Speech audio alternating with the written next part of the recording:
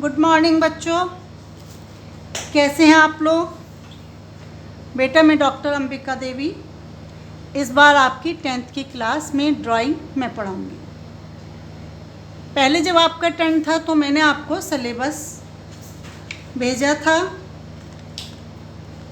जिसमें आपका जो पेपर है ये एक पेपर होगा जो कि कुल मिला के 100 नंबर का ही है, लेकिन जो आपका आलेखन होगा वो 45 नंबर का आएगा इसमें, यानी कि जो आप डिज़ाइन बनाएंगे, और दूसरा स्मृति चित्रण उसके आपके 25 नंबर होंगे। ठीक है बच्चों।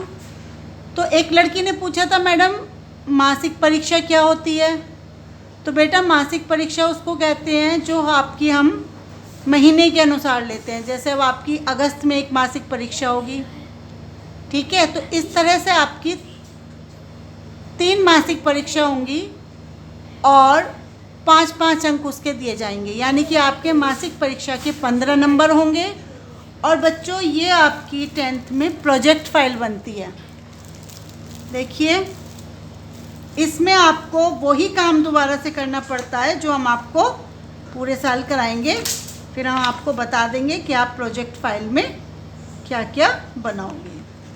ठीक है, ये जो मैं दिखा रही हूँ सेब, ये स्मृति चित्रण है, गिलास स्मृति चित्रण है, हजारा स्मृति चित्रण है, और इसके बाद ये आपके आलेखन यानी कि डिजाइन शुरू हो जाते हैं। ठीक है बच्चों, तो ये है आपकी प्रोजेक्ट फाइल जो कि सभी बच्चों के लिए बनानी ज़रूरी है, क्योंकि इसके हम आपको नंबर देते हैं। जितनी अच्छी आपकी प्रोजेक्ट फाइल होगी उतने ही आप अच्छे नंबर ला पाओगे। ये तो हुआ आपकी एग्ज़ाम से संबंधित जानकारी। अब मैं आपको बताती हूँ कि आपकी 25 नंबर में स्मृति चित्रण है। अब स्मृति किसे कहते हैं? स्मृति को बच्चों हम इंग्लिश में मेमोरी ड्राइंग कहते हैं। मेमोरी यानी कि याददाश्त। आपने देखा होगा कि कोई चीज़, हम दूध की बोतल हम बच्चे को दे रहे हैं, तो आपको जैसे दूध की बोतल देखते हो अपना बचपन याद आ जाता है। क्यों? क्योंकि आप अपने बैक में पहुंच जाते हो, यार हमने बचपन में हम भी ऐसे दूध पीते थे। तो वो आपके दिमाग में, यानी कि वो स्मृति, बचपन की स्मृति आपके दिमाग में अब भी है कि हम ऐसे दूध पीते थे। तो जब हम अपनी कल्पनाओं और भावों को चित्र के माध्यम से व्यक्त करते हैं तो इसके लिए उसे अपनी स्मृति का सहारा लेना पड़ता है। सपोज करो कि मैं अभी कहूँ कि बच्चों आज आपको टेस्ट में केला बनाना है। आपके सामने तो केला नहीं है, अब आप कैसे बनाओगे? तो आप अपने बैग में जाओगे, सोचोगे यार पापा ने कल हमें केला खाने को दिया था, वो कैसा था, हमने क्या क्या किया।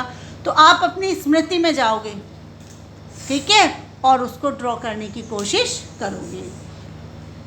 जब हम स्मृति के आधार पर, यानी कि अपनी याददाश्त के आधार पर किसी वस्तु का चित्रण करते हैं, चित्रण करना यानी कि बनाना, तो उस चित्रण को हम क्या कहते हैं? स्मृति चित्र। क्लियर हो गया बच्चों? अब आप ड्राइंग में बिना पेंसिल, आपका टूल्स तो पेंसिल ही हुआ, बिना पेंसिल के तो आप कुछ कर नहीं सकते। तो ड्राइंग में पेंसिल पकड़ना भी अपने आप में बहुत ज़रूरी है। अगर आपने ढंग से पेंसिल ही नहीं पकड़ी होगी तो आप अच्छे से ड्रॉ ही नहीं कर पाओगे। ठीक है, तो जब हम रेखा खींचते हैं उस समय पेंसिल को कैसे पकड़ेंगे? हम पेन की तरह पकड़ेंगे। जैसे हम पेन से लिखते हैं, ये देखो मैंने इस समय पेंसिल पकड़ी हुई है, ठीक है। तो अगर मैं ड्रॉ कर रही हूँ, ये मैंने ड्रॉ किया, मैंने पेन की तरह ही तो पकड़ा है, ठीक। तो समय पेंसिल को पेन की तरह पकड़ना चाहिए। चित्र में शेड देते समय हम पेंसिल को क्या करेंगे? उंगलियों के नीचे। कैसे? लिखने के लिए तो हम पेंसिल ऐसे पकड़ेंगे, लेकिन जब हम शेड देंगे तो हम इसको कैसे करेंगे? इस तरह से उंगलियों के नीचे ऐसे हम शेड देंगे। शेड में लाइनिंग नहीं दिखानी चाहिए, लाइनिंग नहीं दिखनी चाहिए, एक दूसरे से मिलती हुई शेड कंप्लीट होनी चाहिए। ठीक है, तो इसको हम पेंसिल पकड़ना या पेंसिल पकड़ के शेड देने का ढंग, कि शेड देते हुए हम पेंसिल को किस तरह पकड़ेंगे। ठीक है, तो ये क्या है? ये है रेखा खींचना, और ये क्या है? शेड देना। अब बच्चों रेखा हम कैसे खींचते हैं? ऐसे तो नहीं है कि आपने पेंसिल ली और कहीं को भी खींच दी, उसका भी एक ढंग होता है।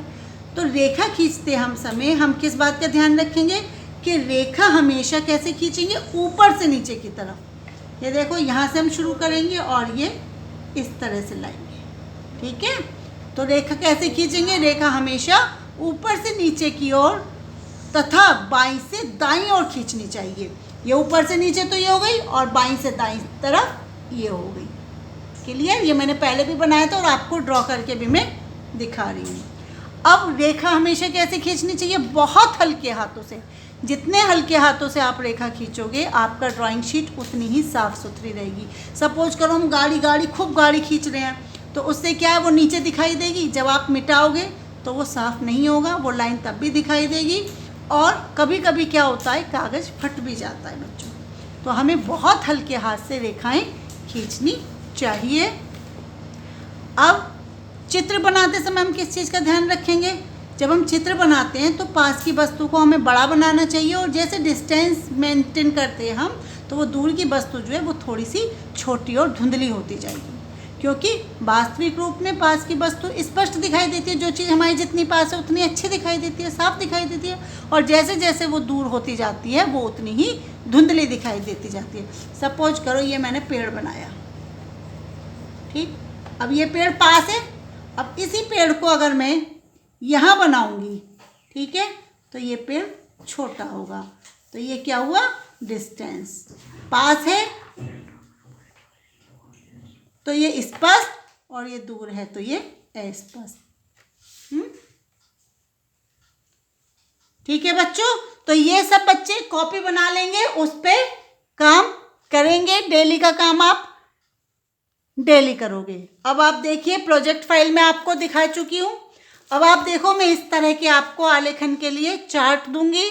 इसको हम कहते हैं चार्ट। ये मछली की विभिन्न प्रकार की अलंकारिक आकृतियाँ हैं, ठीक। ये आप लोग बना लेना। ये देखिए, हाथी, हिरन, ये तितली, ये विभिन्न प्रकार के फूल पत्तियाँ जो हम काम करेंगे, और ये फूल पत्ती, ठीक। तो मैं डेली जो आपको काम भेज रही हूँ, अभी मैंने आपको फल और सब्जी भेजी हुई है। कल भी आप उसमें इन दोनों कामों को आज और कल में कंप्लीट कर लें। उसके बाद मैं आगे की आपको वीडियो में बना के दिखाऊंगी।